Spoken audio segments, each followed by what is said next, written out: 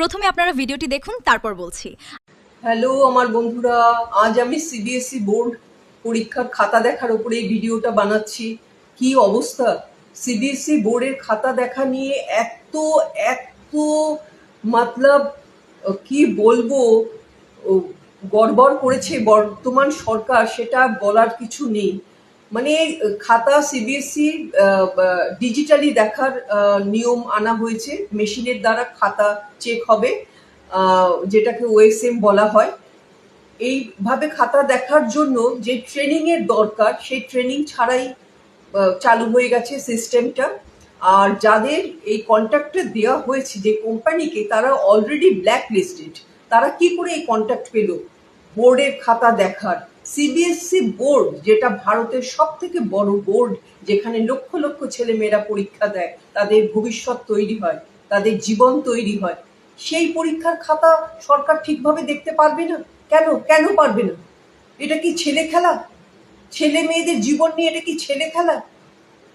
মানে নাম্বারগুলো এইভাবে হয়েছে, মানে লক্ষ লক্ষ ছেলে মেয়ের মানে রেজাল্টে দেখা যাচ্ছে, যারা মানে যে ফার্স্ট আসতো সে ফেল করেছে, যারা প্রতিবার 80-র ঘরের 90-এর ঘরের সাবজেক্টে সব সময় নাম্বার পেয়েছে, তাদের দেখা যাচ্ছে ফেল করানো হয়েছে।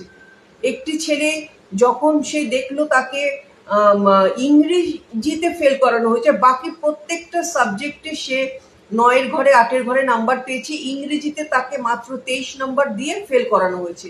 সে তখন অ্যাপিল করলো রিচেকিং এর জন্য, ম্যানুয়ালি যেন তার খাতাটা চেক করা হয়। ম্যানুয়ালি চেক করার পরে দেখা গেল সেই ছেলেটি সেই 23 নম্বর 9-এর ঘরে চলে গেল।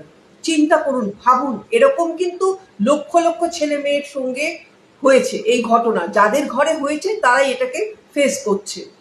সত্যি শিক্ষা ব্যবস্থা, যেটা আমাদের সমাজের মেরুদণ্ড, সেটাকে যদি কন্ট্রোল না করতে পারে সরকার, সেটা কিন্তু খুব চিন্তার একটা দেশের জন্য।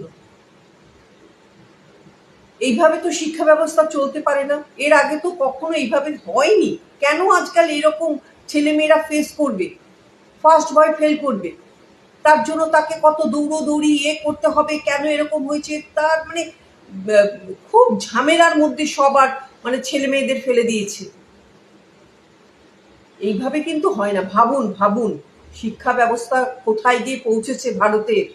এরকম নানান ধরনের এবং নানান বিষয়ের নতুন নতুন ভিডিও দেখার জন্য আমাদের চ্যানেলটি সাবস্ক্রাইব করুন আর বেল আইকনটি প্রেস করুন, তাহলেই নোটিফিকেশন পেয়ে যাবেন। সবাই ভালো থাকবেন, ধন্যবাদ।